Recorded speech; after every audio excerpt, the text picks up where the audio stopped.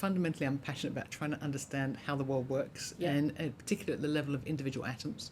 And throughout my career, I've made electronic devices and found that they're very rewarding because you design and then build something that hasn't been made before and then test it. Then I got into quantum physics, and I realized that there's a beauty of understanding the way the world works when you make things very small, so making very small devices. Yep.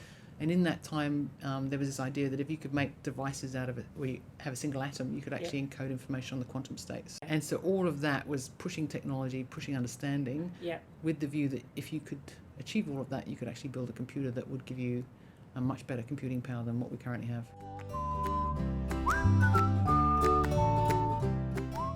One thing I'm a big fan of is milestone-driven research. So each of the programs has got milestones, and when we meet as a collective, which we do 4 times a year, everyone goes through their milestones. So everyone came up with milestones that we collectively agreed were, internationally leading. And then as a consequence, we all then meet to discuss the milestones, and we do it in a collaborative sense. If someone's got stuck on a milestone because postdocs left or equipment didn't work, then we all come in to help. And so that's been a really good sense of helping each other. But it also keeps everybody recognizing that there's a pace.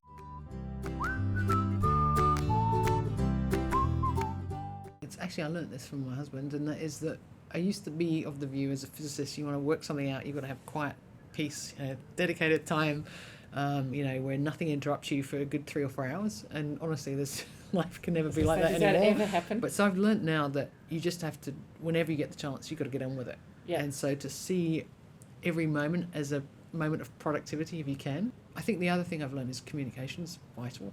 And this is something, I guess, within my research team.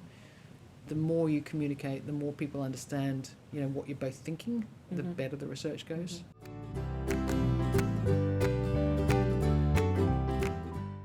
Everyone worries about their careers so much and what they're going to do, but actually the single most thing that you can do in life is choose the right partner.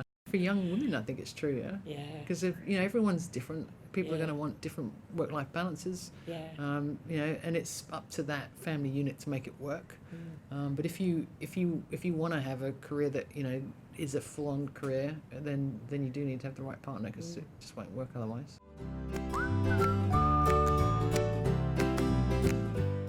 Just having faith to believe in yourself. And ultimately, if you make a mistake, that's the other thing, I think a lot of people are scared of making mistakes. If you make a mistake, who cares? Because at that time, your knowledge was that, and that was the best thing you could do at that point.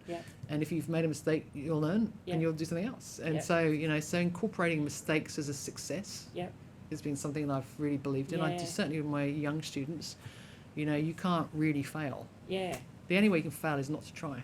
Don't hold back. Don't spend so long overthinking a problem that you don't commit. Push yourself to commit. Wake up the next morning. Does it still feel right?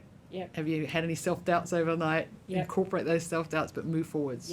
And learn by doing. But I'm a big believer in reading and making sure that any one time you've done the best you can to be at the point to make the decision. So you don't make it quickly and cheaply. You put the effort in, but then when you get to that point, just make it.